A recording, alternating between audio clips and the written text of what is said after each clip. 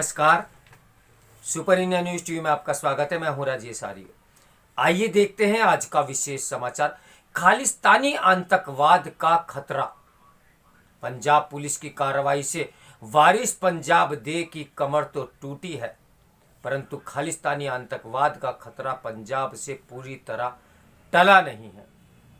भारत में ऐसा कम ही होता है कि राष्ट्रीय सुरक्षा के लिए पनप रहे किसी खतरे को समय रहते समाप्त करने का प्रयास किया जाए, पर कम से कम इस बार उस और प्रयास होता दिख रहा है।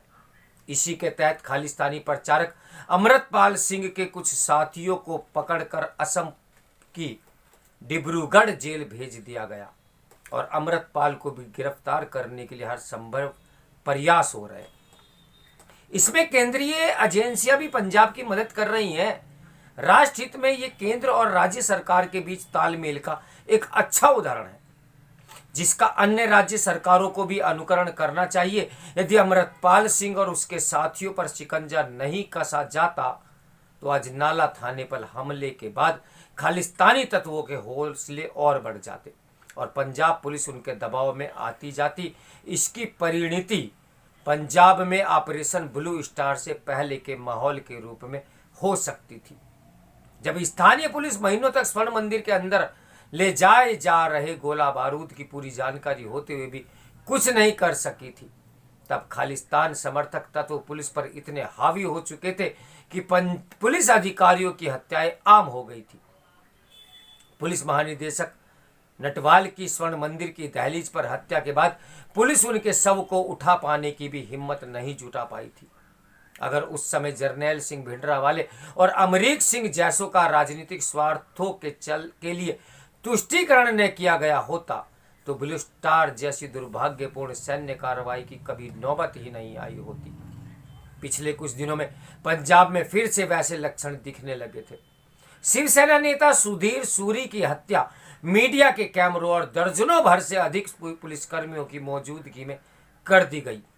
पंजाब पुलिस के खुफिया विभाग के मुख्यालय पर रॉकेट लॉन्चर से हमला हुआ और पाकिस्तान की ओर से आने वाले ड्रोन की घुसपैठ की संख्या में बढ़ोतरी होती चली गई।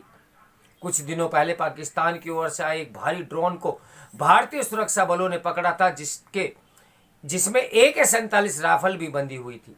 अजनाला थाने पर श्री गुरु ग्रंथ साहिब को आगे रखकर किस तरह हमला किया गया, ये तो सबने देखा ही था।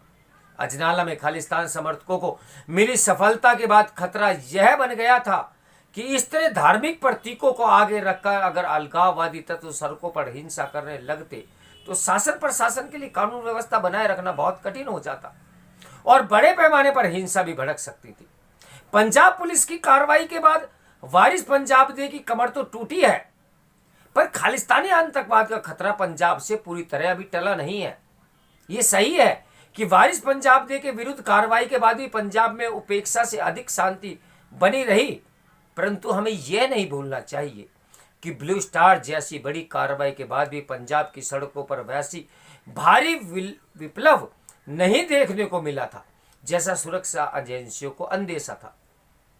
लेकिन समय बीतने के साथ खालिस्तानी आतंकवादियों ने नेताओं, सरकारी अधिकारियों और निर्दोष लोगों को, विशेषकर हिंदू अल्पसंख्यकों पर धात लगाकर हमले शुरू कर दिए थे।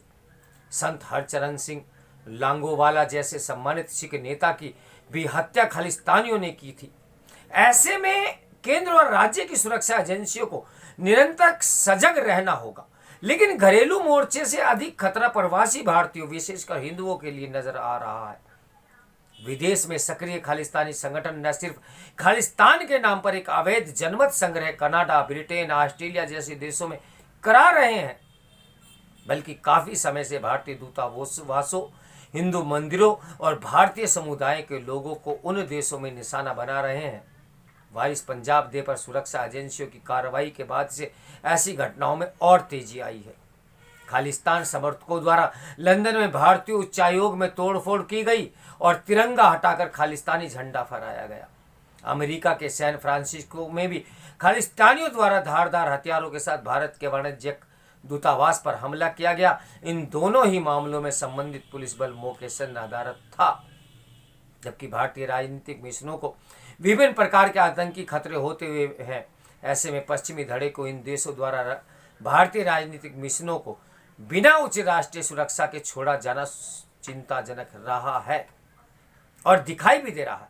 अगर यह सब रूस यूक्रेन विवाद पर पश्चिम की खींची लकीर पर न चलने का नतीजा है तो ये बहुत ही अपरिपक्व कूटनीति है जो अमेरिका, ब्रिटेन और ऑस्ट्रेलिया जैसे देशों की भारतीय जनता में छवि को खराब कर सकती है।